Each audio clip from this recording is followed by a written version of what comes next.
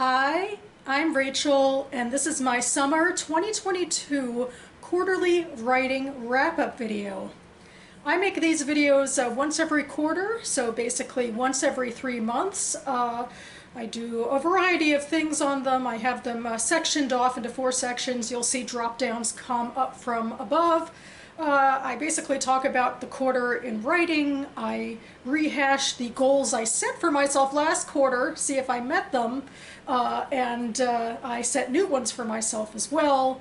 I also highlight some of my blog posts. Mostly I try to focus my goals on fiction writing, but a lot of my writing I do is blog posts. So anyway, here I am as we head into the final quarter of 2022 and prep for that. One final look back on how the summer went. It was actually kind of hard to look back on my last quarterly wrap-up video I did for the spring, because at that time, the spring was very difficult for me with Missy. That's when she first got sick. She had a tumor that was removed and some complications after that, but I was hopeful at the time that the worst was behind us, and turns out that, well, frankly, the cancer came back and Missy's no longer with us. It just has turned into a quite difficult half year, as it were. So yeah, looking back on that sense of hope and that maybe the worst was behind us is kind of hard to look at now, even though technically speaking, I guess now the worst is behind us. Missy at least is no longer in pain, and it will certainly influence how I can approach this new quarter, because I don't have to prioritize her care first. And for example, one of the things I do think I might want to try doing again is resuming my Monday night sessions at the Writing Salon I belong to. I belong to this really awesome DC Writing Salon. There's several in-person and technically Zoom sessions that we can attend, or as a member I can go to the salon whenever I'd like to.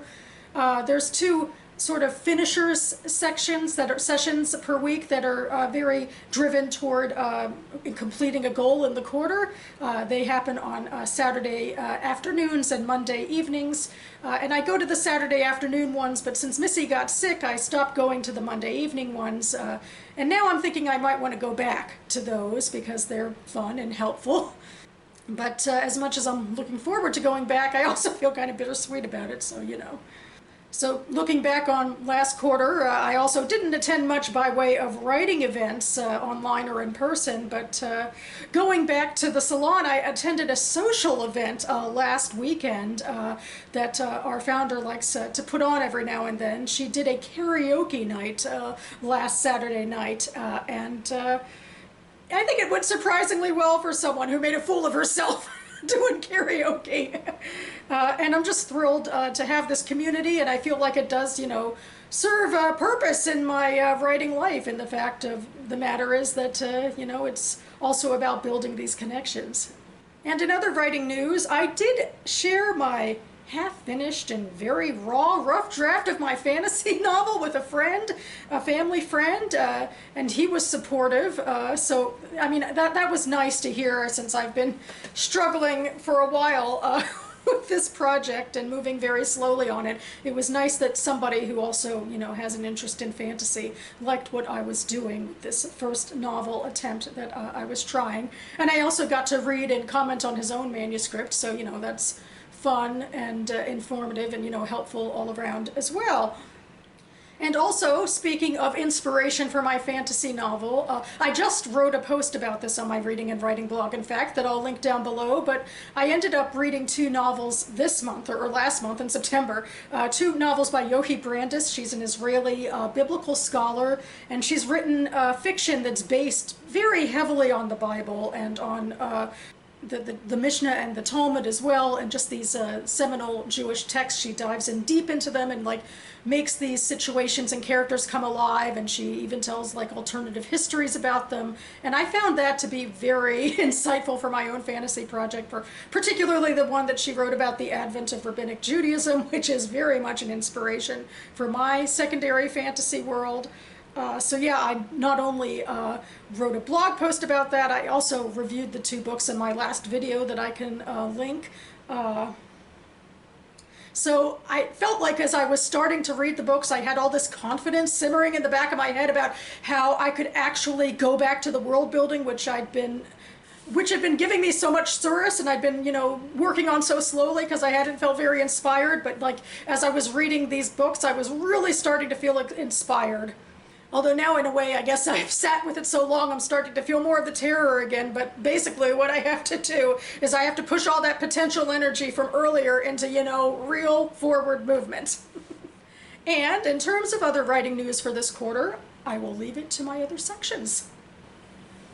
Starting directly with giving myself props in this section, where I talk about the blog posts that I wrote during the quarter. I maintain 3 blogs, and I tend to write at least 1 blog post to them per month. So I have a handful to pick from because I figured I would pick my top favorites in each of the 3 blogs. So here I go, and of course there will be links to these blog posts down below.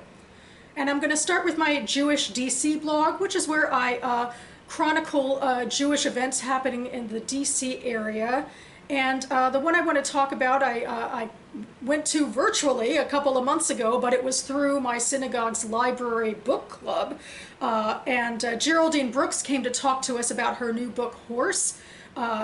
Horse is a historical fiction novel that actually doesn't have much to do with Judaism, but Geraldine Brooks is very well known for writing a couple of Jewish-inspired history books, including another biblically inspired history book like I talked about in my last section, and hers was about King David, and it was called The Secret Chord. But anyway, she came to talk to us, of course, about her new book, and it was fun. She's a very popular author, so there was a lot of engagement through the Zoom even.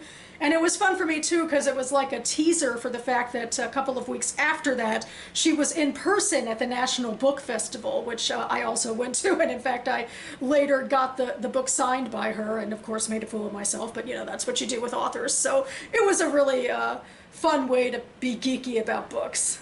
Then I have my Hava's Footsteps blog, which is kind of a catch-all blog. I write about a lot of different things in this blog. I write a lot about my deep dive analytical thoughts into pop culture, like the TV and movies and sometimes books that I'm engaging with. But I also write about my engagement with Judaism in this blog as well. And that's what I did in this post, and particularly I went back to my cat Missy, who died shortly before the high holidays, and the experience of putting her through hospice care and in pivoting my focus on her health toward end-of-life care rather than getting her better. It was very daunting for me, challenging for me, and certainly dealing with, the cancer, which moved so quickly, also was. And I found ways really to relate that to a lot of high holiday themes, which some of them have to do with, probing the idea of death and how how imminent it could be and how you never really know when it might come, and that really should influence how you live your life. And that goes into themes of atonement as well in the high holidays. But for me, I also used it as a stepping off point to talk about life and death being about meaningfulness versus longevity. So this was a very therapeutic blog post for me. And finally, in my reading and writing blog, I talk about a lot of these blog posts in these videos because they relate to my writing life. So one that has less to do with my writing life and more to do with my reading life is that back in July, I watched the film adaptation of Where the Crawdads Sing. And I'd read that book a little bit earlier, I guess a year or so earlier with my mom and auntie's book club. I tended to think it was a little too melodramatic, and I also thought the movie was a little too melodramatic, but I thought it was a good exercise for me to do some compare and contrast about, the movie and the book and how I felt about it all. But now onto the meat and potatoes of this vlog, where I hold my feet to the fire about the goals I set for myself at the beginning of the quarter, whether I met them or whether a certain septa will have to visit me. So, starting with goal number 1, I put Short Stories Corner, finish the genre tale, and submit, submit, submit.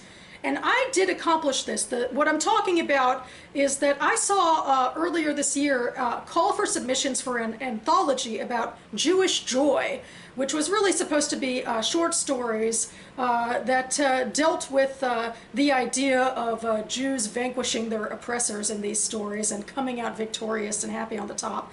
I had this idea, and I started writing it last quarter, a story that I now called How to Save a Life, but the working title was Jewish Station 11, to give you a taste of my inspirations. And the truth is, I entered the quarter only with half of the story done, and I was only able to complete the story by doing this crazy last-minute all-nighter before the deadline. It was a crazy ride and a surreal way to really submit a short story. Frankly, I did not do as much editing and reworking of the story as I should have, but I figured, you know, the only sure way to fail is to not try at all, so what do I really have to lose? I was expecting a rejection that, you know, even in the best case circumstances, rejections are pretty common among writers, but they also, you know, the editors of this anthology also were doing a bit of crazy last-minute thinking through this whole idea. Because, in fact, you know, they thought up this anthology and they wanted to get it published by the high holidays, which are happening right now. But the whole turnaround time for all of this was just a couple of months. Or, I mean, certainly they put out a call for submissions, like I think in March, and the submissions were due like in August. And then to actually choose all the stories and edit them well enough and to get the book out by, you know, late September or early October, it's just kind of crazy. And I feel like that's what they figured out, you know, through this process. So they actually decided to push the anthology off a year. So even though my short story was rejected, they are offering me the chance to revise and resubmit. And they even offered some nice commentary, like, you know, for me to start the revisions off of. So I'm rather verklempt here. I feel like this is a win-win for me, that I get to stick with this story and make it stronger and make it something I'm more proud of and give it a second chance at a home with this anthology. I'm so excited about that. I'm also overall pretty confident about my revisions, but there is one plot change that I think I'm finding a little more daunting, but I guess I should embrace the challenge, and I have until late February to get this back on the road. Also, I have continued to submit my other short story to LitMag's Lashon Hara, so check mark there.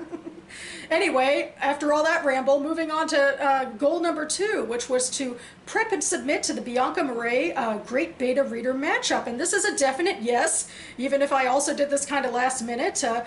But anyway, the Bianca Murray beta matchup is something she's done multiple times a year, where her fans, I guess, who are in the middle of writing projects, have submitted to be matched up with beta readers who are writing in similar genres. And amazing person that she is, she like did a turnaround in like under a day or something like that. She set me up very quickly with 5 other speculative fiction writers. I, of course, am using my fantasy project as for this endeavor. We haven't met yet, but I think that's about to happen very soon. We're in the middle of organizing. I think what's going to happen is that we're going to meet on the evening of October 7th. So yeah, in about a week, we're going to be meeting over Zoom to talk about each other's submissions. I think we've all submitted chapter 1 of our novels. And in that vein, I still have yet to read everyone else's chapters. So chop chop self. But anywho, I also on my reading and writing blog wrote about, you know, joining this beta reading project, so I will link to that down below. And I will also link to Bianca's podcast down below. That's why she's so popular and has all these people flocking to her beta reader matchup. She is the host of the podcast, The Shit No One Tells You About Writing. I know I've mentioned this podcast on AuthorTube before. I will continue to mention it all the time. I'm also making subscribers out of the people I go to my writing salon with. I'm turning them as well. It's just a really amazing podcast for writers, and I definitely recommend it. And finally, after all that positivity, we have goal number 3, which is, at the Writers Salon, we write fiction. This is my goal that's based off of the Mean Girls quote, "On Wednesdays we wear pink," and it's my attempt to push myself into actually writing fiction, which was my major goal for joining the Writers Salon. Anyway, I mean, I do a whole lot of other writing, as you can see, but you know, I can find other times to do that writing. And I can find other times to read manuscripts and beta reading and all of that. I really need the push to write fiction. So that was what this goal was about, and that was what I wanted to accomplish last quarter. But, well... Shame. Shame. Shame. She probably has a very busy schedule by now, don't you think? Like, if she's watching or, you know, a part of House of the Dragon, she has a lot of people to clang behind with that bill in that show. I'll just say that. Maybe she should start with Rhaenyra, who after all isn't getting a lot of flack for her bad behavior from other people. But anyway, enough with House of the Dragon spoilers. Moving on here. Moving right into the future, into this quarter that's already started with my autumn 2022 goals announcement. This, of course, is a very exciting quarter. It happens every year, but for those of us who participate in NaNoWriMo and National Novel Writing Month, this is the quarter for it. So suddenly this quarter, I'm going to be writing many more words than I've written probably all the other quarters combined, because the purpose of NaNoWriMo is to write 50,000 words of a project. So there we go, and I certainly have goals to attend to that and to other things as well. So moving right into it with goal number 1, which is about nano prep, which is going back to the idea of that world building. I have my fantasy project, nudge that potential energy into reality. So yeah, I have all this, you know, simmering excitement in the back of my head after reading the Yogi Brandis books, like, ooh, I can use this, I can deepen my world building, I can get all this confidence in the world I'm creating. So yeah, it's time to do that. It's time to bolster all of that up and to really get the gears moving on this whole project. And then for goal number 2, I'm just putting NaNoWriMo 2022 for year 19. Yeah, I think it's enough of a goal to say write 50,000 words for the 19th year in a row. It's crazy times. I mean, not just the 19th year in a row, of course. It is a project of writing those 50,000 words in 1 month only. So it's a bit insane. I'm sure any of you who have participated will agree with me there. So that is my goal. I am a nano rebel. I wear the badge proudly because I want to feel confident and get good work done on a variety of projects rather than stammer and stall on one project, which has happened to me in the past. So I will be working on my fantasy project. I will be working on all this nonfiction writing and more that I've been talking about. I'm excited, I'm nervous, I'm terrified. I will be writing my introductory nano post sometime later this month. And finally, goal number 3 kind of harkens back to the first goal, but it's in short story corner.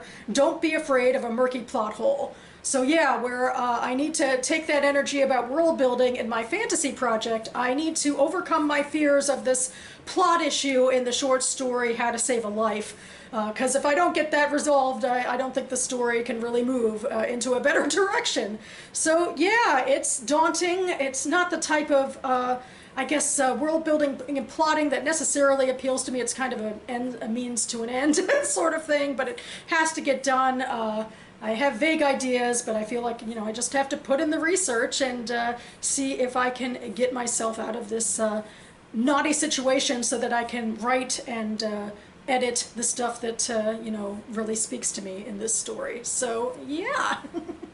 So that about covers it for me now. I will also link to my AuthorTube playlist down below where I have all of my other quarterly wrap-up videos going back a couple of years, and I also do monthly author answer videos, which are usually like 5-minute pattering about reading and writing related questions put out by AuthorTuber JD Archer and his writing group. So, yep, that is my AuthorTube contribution here on the bookterwebs. So, yeah.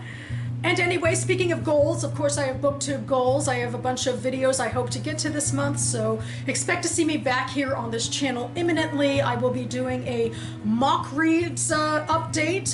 Mock reads is my response to the Goodreads Choice Awards and the fact that they won't let us do write-ins anymore in the first round, but I try to, you know, read at least a little bit of front list every year. I mostly read back lists, so I've been making reading lists for myself and my favorite genres throughout the last several months, and I have some updates and such to make about that right before the Goodreads Choice Award starts, probably around the time of Nano as well. So lots of exciting reading and writerly stuff happening in the future. I hope you are all staying safe and well in this world of dangerous weather and politics and other things always going on. I hope that your creative lives can be a refuge or a place for you to, challenge yourselves in those arenas, whatever you need it to be. Thanks so much for watching, everyone. Keep writing, and I'll see you next time.